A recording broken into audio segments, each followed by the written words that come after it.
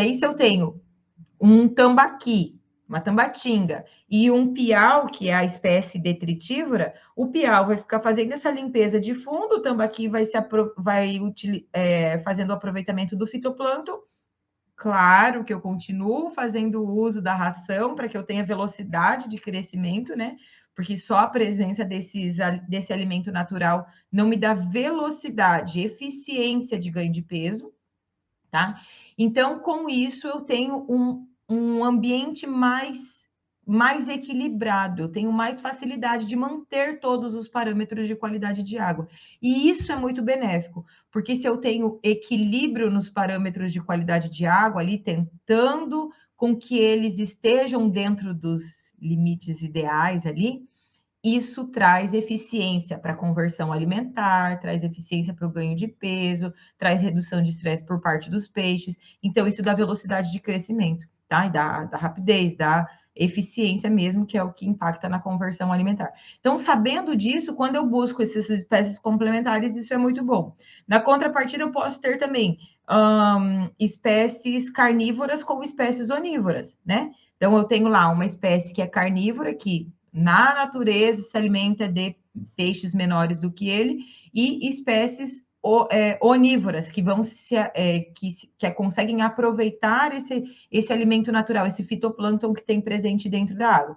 Então, os carnívoros, eles vão se alimentar com uma ração com teor de proteína mais alto, tem uma produção discreta ali, vai ter uma matéria orgânica, vai produzir o fitoplâncton, que eu vou ter uma espécie onívora para fazer essa filtração e aproveitamento do fitoplâncton. Então, são também duas espécies complementares. Ah, Soraya, mas essas duas espécies complementares não têm comportamentos diferentes? Principalmente quando a gente olha aqui, né, esse exemplo que eu dei agora por último, o pintado, né, um carnívoro, e um tambaqui, né? São espécies complementares, como eu chamo aí de complementares, e são espécies que têm, além de hábito de alimentação diferentes, eles têm comportamento muito distintos. O tambaqui, ele é muito mais voraz na hora de se alimentar, ele é mais aparecido, né? Eu gosto de chamar, é mais aparecido, ele é mais espalhafatoso para consumir a ração.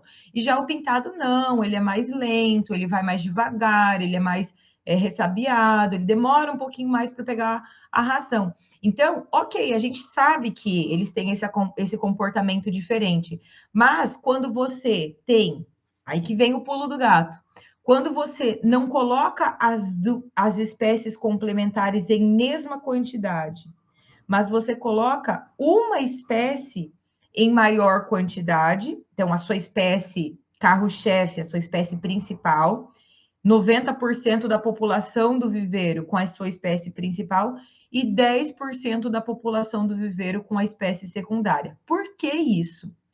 Porque isso me dá possibilidade, quebra o efeito de tentativa de dominância. Quando eu tenho uma menor quantidade de uma das espécies, é muito difícil com que, por exemplo, o tambaqui queira brigar por espaço ou brigar por território com o pintado, nesse caso, ou vice-versa, né? Ou vice-versa. O problema acontece nesse estresse de comportamento dentro do viveiro quando eu tenho a mesma quantidade, né? Ou ali uma população muito próxima de espécies diferentes, e aí peixe faz cardume. Peixe, ele é territorialista, ele domina, ele quer dominar o espaço. Então, se eu tenho lá 10 pintados, 10 tambaquis, opa, a nossa ganguinha tem a mesma população. Vamos brigar para ver quem vai ser o dono desse tanque aqui. É mais ou menos isso, né? Então, a gente precisa colocar uma espécie como carro-chefe, e aí existem vários estudos, vários psicultores, os meus clientes que são psicultores usam essa proporção que eu estou falando aí de 90% da população da espécie carro-chefe e 10% da população de uma espécie secundária, e aí, né, uma espécie que venha a ser complementar. Porque assim a gente não tem problema de dominância de espécie, né, da segunda espécie dentro do viveiro, e fica tudo tranquilo.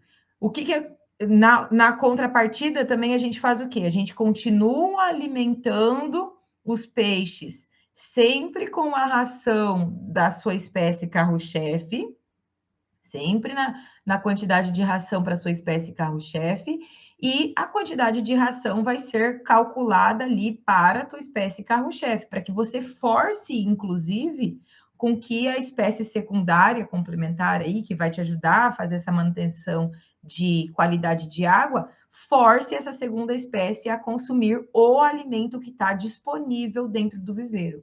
É claro que vai ser inevitável a segunda espécie consumir um pouco de ração, é inevitável, né?